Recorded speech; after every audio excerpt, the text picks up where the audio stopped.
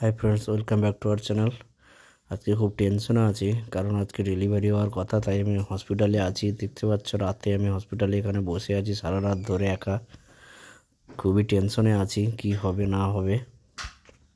একটা রাত পুরো কাটিয়ে এবার আমি সকালবেলা গেলাম ক্যান্টিনে ব্রেকফাস্ট সারতে।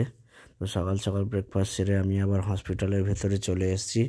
আর এখানে ডাক্তাররা বললেন যে পল্লবীকে হাঁটতে আর বেশি বেশি করে জল খেতে, কারণ নর্মাল ডেলিভারির জন্য ওকে খুব হাঁটতে হবে আর জল খেতে হবে। বাট আমরা ভেবেছিলাম হয়তো নর্মালি হবে, বাট পরে আমরা জানতে পারলাম পেশেন্টের কন্ডিশন এতই খারাপ হয়ে গেছে যাতে আমাদেরকে নর্মালি আর না ভেবে আমাদেরকে ওটিতে ওঠানোর জন্য আমরা ডক্টরকে বললাম। বাট ডক্টররা বারবার বলছে না না হবে না হবে না, নর্মালি চেষ্টা করছি।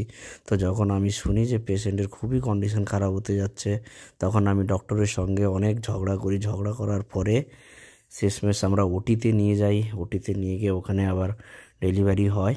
বাট সম্ভবত এখন দুজনেই সুস্থ আছে। এদিকে দেখতে পারো ওটি থেকে বেরিয়ে এসছে।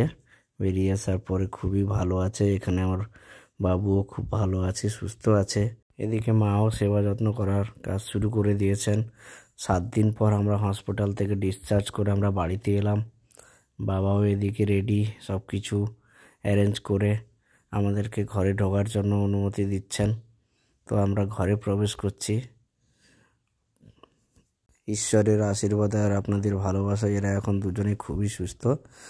তো ভিডিওটি যদি ভালো লাগে সবাই সাবস্ক্রাইব করবেন, লাইক করবেন, কমেন্ট করবেন। সবাই ভালো থাকবেন, সুস্থ থাকবেন। আজকের মতো এই পর্যন্তই।